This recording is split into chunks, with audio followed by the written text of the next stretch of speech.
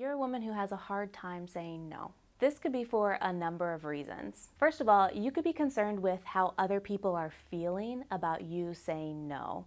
This, especially as women, is hard because we're really concerned about how other people think about us. Secondly, internally, the little voice inside might be whispering, what if they don't like you? What if they'll judge you for changing? And lastly, at one point in time, saying yes all the time was probably really helpful. Being the person who says yes probably showed that you had good work ethic and got you promoted. It maybe won favor with your friends.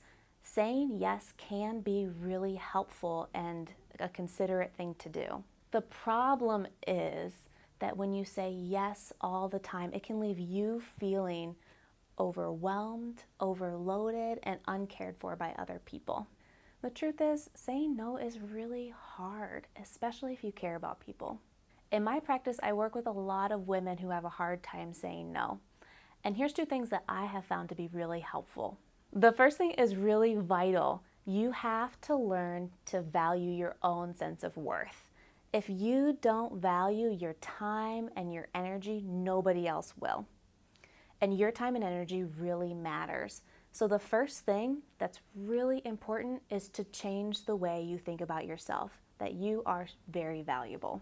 The second thing is you have to practice saying no. And the key is practice saying no where it doesn't really matter. So when you're at a restaurant and the waitress is pouring you another cup of coffee, just turn and smile and say, no, thank you. It takes practicing no where it doesn't matter to build up the confidence to be able to say no when there's a little bit more emotional weight.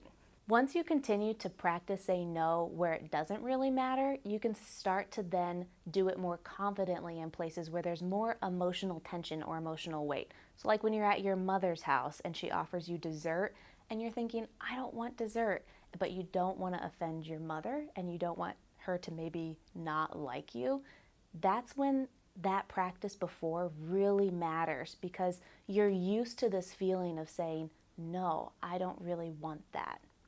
And that will pay off in the long run because that emotional weight feels heavy and you'll be able to ease some of that burden because you've already been practicing. So it takes a lot of practice to learn to say no.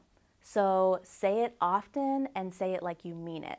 If you don't really believe that your time and energy is worthwhile, then nobody else is going to. So you really need to say no like you mean it. I just shared with you 2 ways to help you learn to say no in your life. If you're struggling with this and are still feeling walked all over, I help women all the time in my practice learn to say no and value who they are. If you need some extra help in this area, give me a call. Let's work together.